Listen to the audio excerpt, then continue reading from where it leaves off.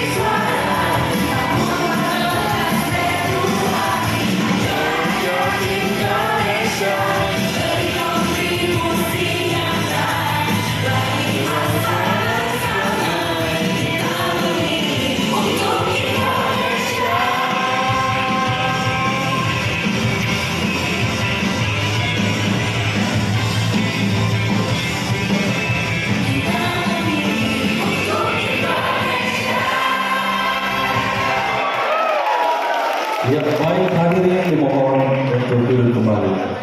Baik, salah satu.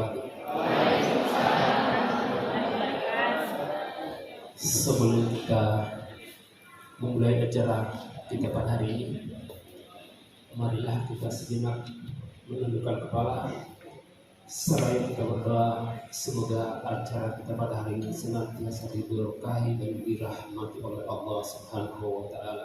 Amin. Dan doa ini akan saya pimpin menurut syariat Islam, dan kepada penganut yang lainnya mohon untuk menyesuaikan. Bismillahirrahmanirrahim. Alhamdulillahirabbil alamin. Wassalatu wassalamu ala asyrafil anbiya'i wal mursalin Sayyidina Muhammadin wa ala alihi wa sahbihi ajma'in. Asbahna ala fitratil Islam wa ala kalimatil ikhlas wa ala dini nabiyina Muhammad sallallahu alaihi wasallam wa ala millati abina Ibrahim hanifan musliman wa ma kana minal musyrikin. Ya Allah, ya Rabbi, segala puji hanya bagimu yang engkau berikan rahmat dan kesehatan.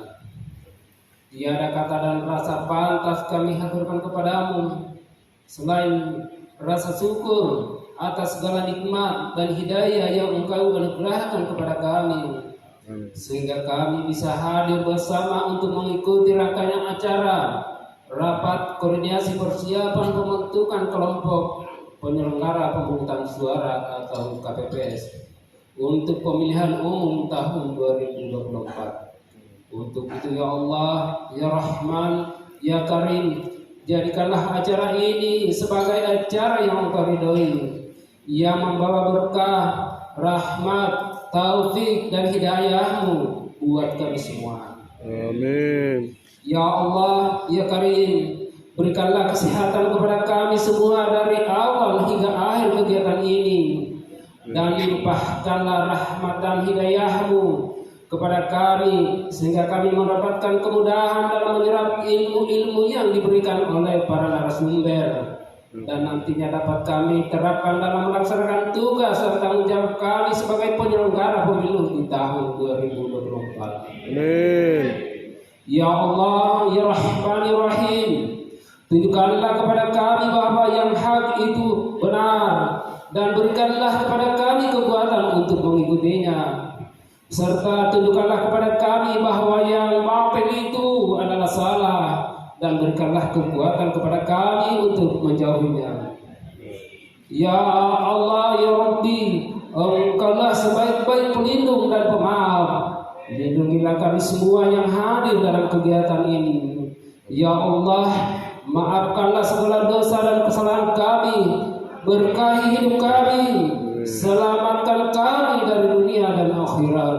Amin. Ya Allah, ya Ghaffar, Tuhan yang Maha Pengampun, Engkau Maha mengetahui terhadap kesalahan dan kekurangan kami. Maka dari itu, kepadamu lah kami menyembah, kepadamu lah kami memohon ampun dan pertolongan, sehingga kami dapat melakukan pengabdian. Ya Allah, kabulkanlah doa kami.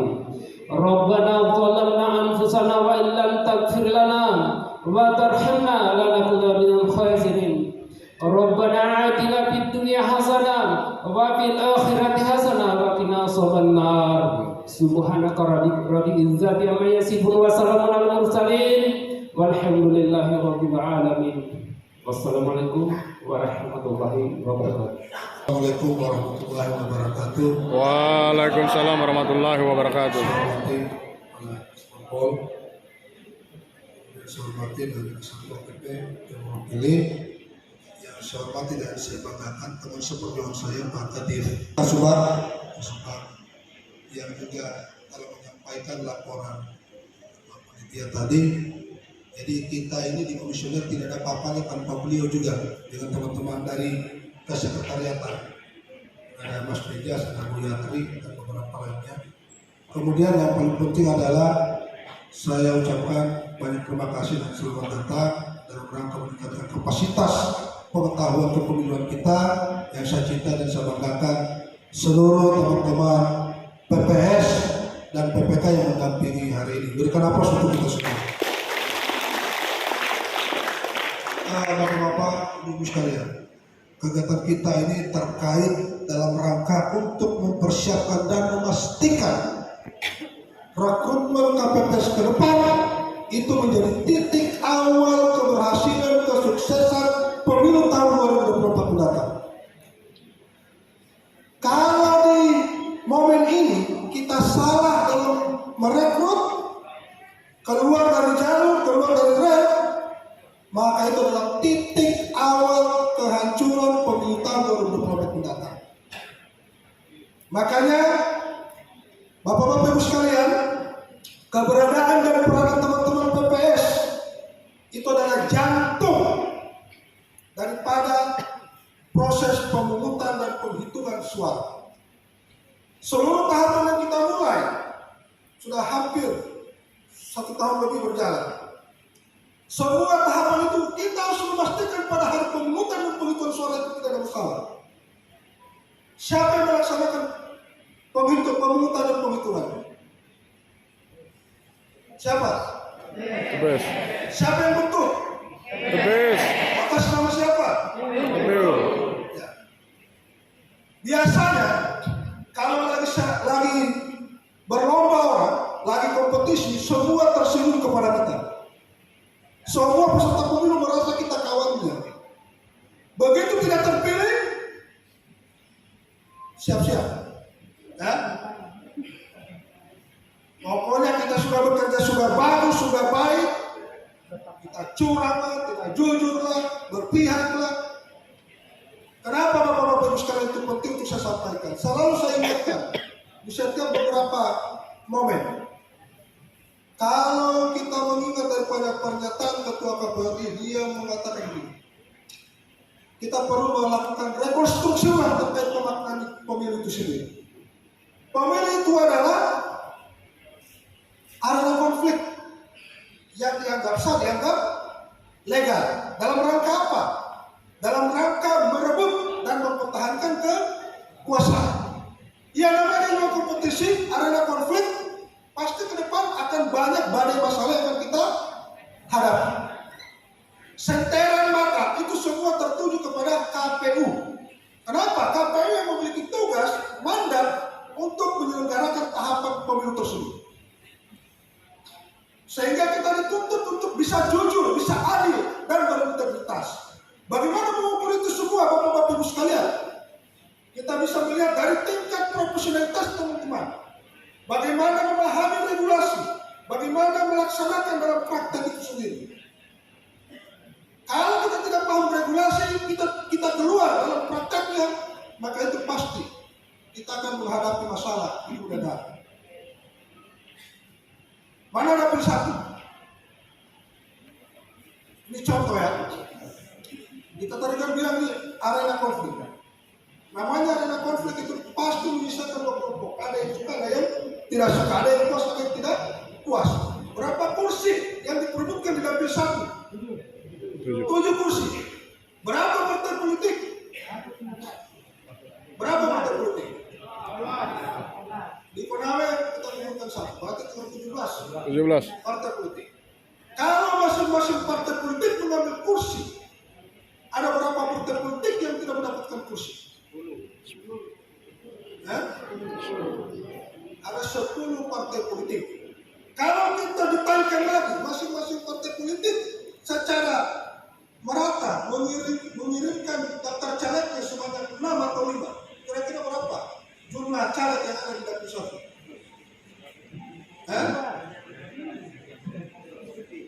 Taruhlah 119 ya. 119. Kalau dari 119 caleg yang bertarung di dapil 1, coba 7 yang dulu. Berapa orang tidak dulu? 100. Berapa? 100. Itu khusus dapil 1. Belum lagi dapil yang lain.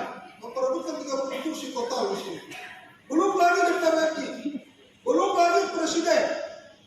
Belum lagi DPD.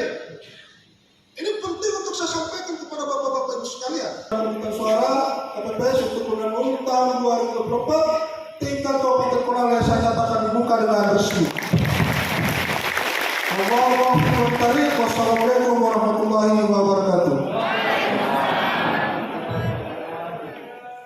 Ketua KPU Konawe, Farhanda Rizky Pratama, sekaligus Ketua Divisi Hukum dan Pengawasan Internal KPU Konawe, yang terhormat Kepala Kesbangpol Konawe, yang terhormat Kepala Satpol PP Konawe atau yang mewakili, yang terhormat Pak Kasubag Teknis dan Partisipasi Masyarakat, yang saya hormati juga seluruh teman-teman staf sekretariat KPU Kabupaten Konawe, yang terhormat Ketua PPK bersama Ketua Divisi Parmas dan SDM PPK yang hari ini terundang, dan yang saya hormati dan saya banggakan seluruh teman-teman dari PPS se-Kabupaten Konawe gelombang 1 yang terundang pada pagi hari ini. Assalamualaikum warahmatullahi wabarakatuh. Waalaikumsalam warahmatullahi wabarakatuh. Alhamdulillah, nahmaduhu wa nasta'inuhu wa nastaghfiruh wa na'udzu billahi min syururi anfusina wa min sayyiati a'malina, may yahdihillahu fala mudilla lahu wa man yudlil fala hadiya lahu. Asyhadu an la ilaha illallah wa la syarika lahu wa asyhadu anna Muhammadan abduhu wa rasuluh. Allahumma shalli ala sayyidina Muhammad wa ala alihi wa sahbihi ajma'in, amma ba'd. Terima kasih dari awal atau pembuka dari sambutan saya kepada teman-teman PPS yang pada pagi hari ini sudah menyempatkan waktunya untuk memenuhi undangan dari KPU Konawe dalam rangka rakor atau rapat koordinasi persiapan pembentukan kelompok untuk melaksanakan event atau kegiatan tertentu. Event yang kita maksud yang bersifat sementara adalah pemilu. Jadi event yang pemilu, selesai pemilu maka sesuai dengan mekanisme yang ada, maka berakhir juga kerja-kerja ad hoc. Di sini peran badan ad hoc sangat menentukan dalam proses penyelenggaraan pemilu, di mana penentu kualitas demokrasi karena sistem dan penentuan hasil akhir pemilu yang ditetapkan KPU didasarkan pada proses pemungutan, penghitungan sampai pada rekapitulasi secara berjenjang. Secara berjenjangnya rekapitulasi ada di kecamatan, di kabupaten, provinsi sampai di nasional atau di pusat. Sehingga posisi badan ad hoc ditempatkan sebagai ujung tombak untuk menjaga proses pemilu. Dari sekian 162.000 DPD, tidak mungkin komisioner KPU yang hanya berjumlah 5 orang, sekretariat hanya jumlahnya kurang lebih 30 orang, bisa menangani atau mengerjakan pemilu tanpa badan ad hoc. Ya, badan ad hoc hanya dimiliki oleh KPU Kabupaten Kota. Ya. Kemudian kita berbicara pada tugas badan ad hoc tentunya untuk membantu KPU itu sendiri dalam pembentukan PPS dan KPPS. Ya, yang dimaksud juga dalam sini PPK-nya. Membantu KPU dalam distribusi logistik pemungutan suara. Ya, nanti distribusi logistik akan dilaksanakan secara berjenjang pula. Ya, nanti diampu oleh divisi logistik. Jadi ditangani langsung oleh divisinya Ibu Ketua. Mengelola 810.000 secara nasional meningkat menjadi 820.161. Berarti secara kuantitas ada penambahan dari segi wajib pilih.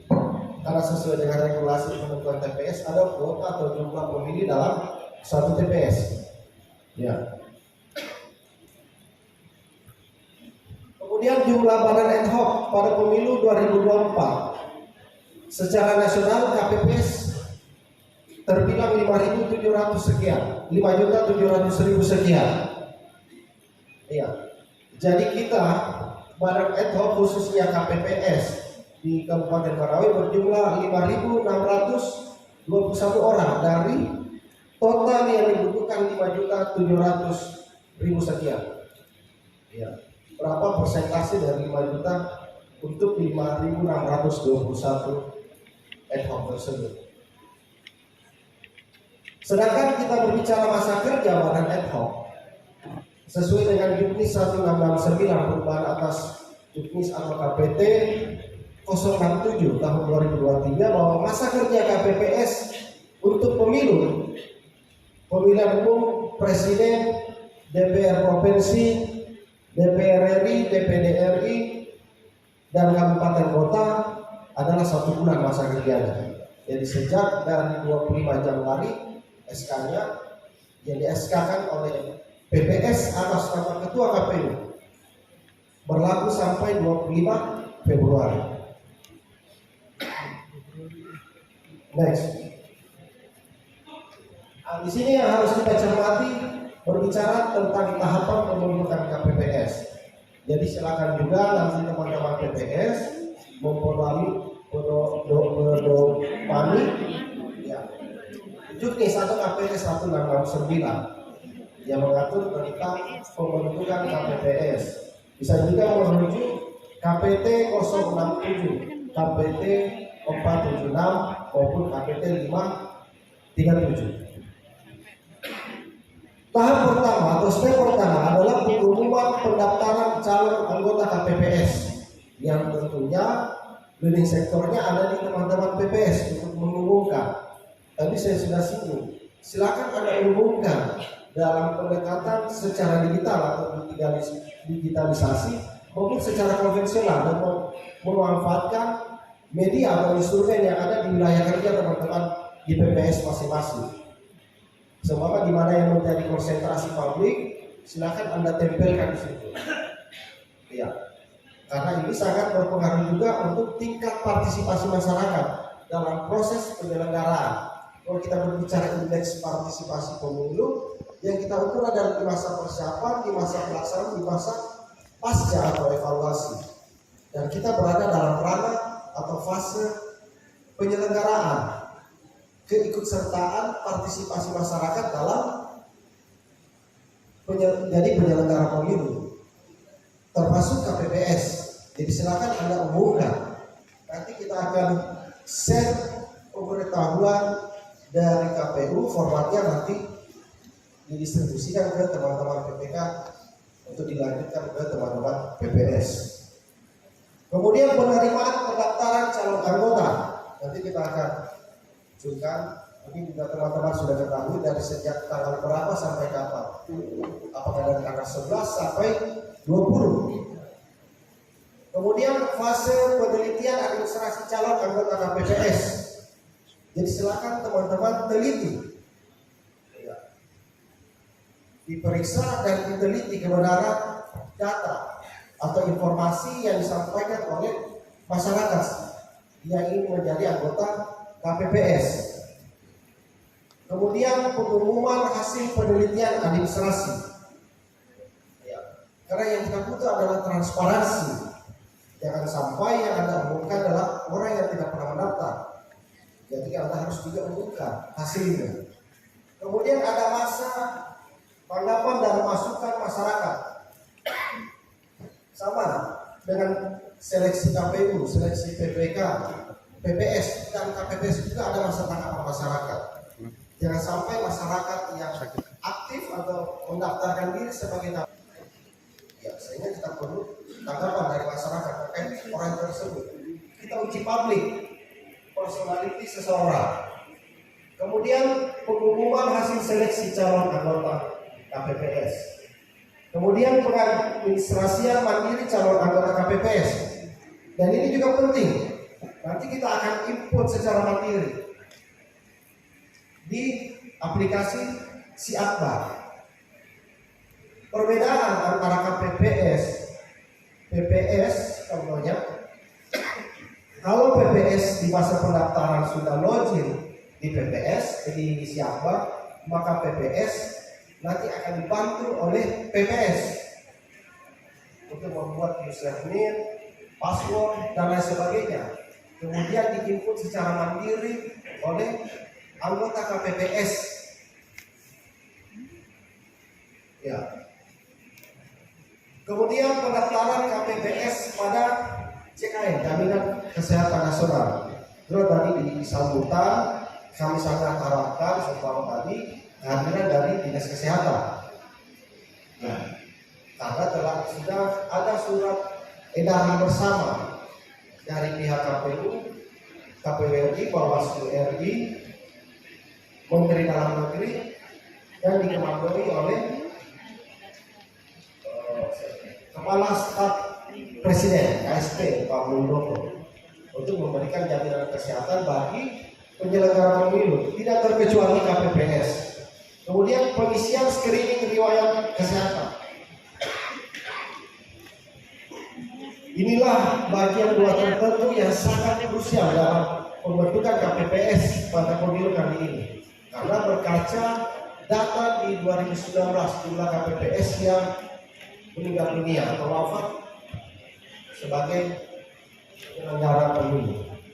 Ya, maka diperlukan screening atau pemeriksaan kesehatan secara cermat oleh institusi atau lembaga yang dianggap kapabel atau cakap dalam melakukan screening tersebut. Kemudian penetapan anggota KPPS sampai pada pelantikan anggota KPPS oleh PPS.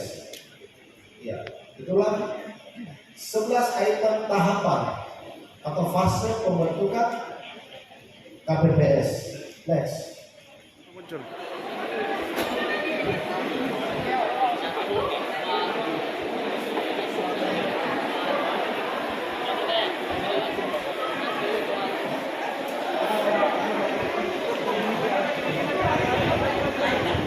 Itu pengusaha ya.